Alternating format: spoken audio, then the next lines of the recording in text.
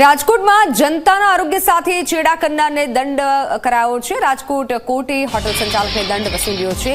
બે હોટલના નમૂના ફેલ થતા કોર્ટે દંડ કર્યો છે। કેદની સજા સાથે નાણાકીય દંડ પણ કરાયો છે। રાજકોટના વીકા ટાઉનશીપ પાસે આવેલા જે3 ઢોસા કોર્નરમાંથી સાંભારનો નમૂનો લેવાયો હતો અને જે ફેલ થતા કાર્યવાહી કરવામાં આવી। 2019માં લીધેલા નમૂના ફેલ થતા આરોગ્ય વિભાગે કોર્ટ કાર્યવાહી કરી છે। ઢોસા સંચાલક રવિ મેઘાણીની 5 વર્ષની જેલ, 50,000નો દંડ કરાયો છે। દંડ ન ભરે તો વધુ 2 માસ જેલમાં રહેવું પડશે।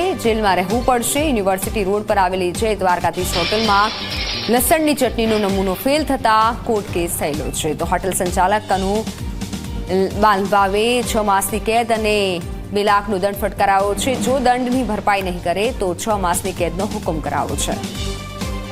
GJ3 ઢોસા કોર્નર કે જે અંબિકા પાર્કમાં આવેલું છે, આ ઉપરાંત જે યુનિવર્સિટી રોડ ઉપર જય દ્વારકાધીશ હોટલ નામની જે એક હોટલ આવેલી છે, ત્યાંથી અનુક્રમે જોવા જઈએ તો જે લૂઝ સાંભારનો નમૂનો જે છે લેવામાં આવ્યો હતો। આ ઉપરાંત હોટલ દ્વારકાધીશ છે ત્યાંથી જે છે લૂઝ લસણની ચટણી જે છે પેસ્ટ એનો નમૂનો લેવામાં આવ્યો હતો। GJ3 ઢોસા કોર્નર જે છે એના લૂઝ સાંભારની અંદર પિંક ડાય પ્રતિબંધિત જે છે કે કોઈ પણ પ્રકારના ફૂડની અંદર આ ડાય વાપરી ન શકાય, એટલે આ નમૂનો પણ અનસેફ આવેલો હતો। જે ચટણી જે છે એના નમૂનાની અંદર 2 પ્રકારની એટલે કે પિંક અને ઓરેન્જ ડાય જે છે એ બંને કલર જે છે સિન્થેટિક ડાય જે છે એ પ્રતિબંધિત કહી શકાય, એટલે એ નમૂનો પણ અનસેફ ડિક્લેર કરવામાં આવ્યો હતો।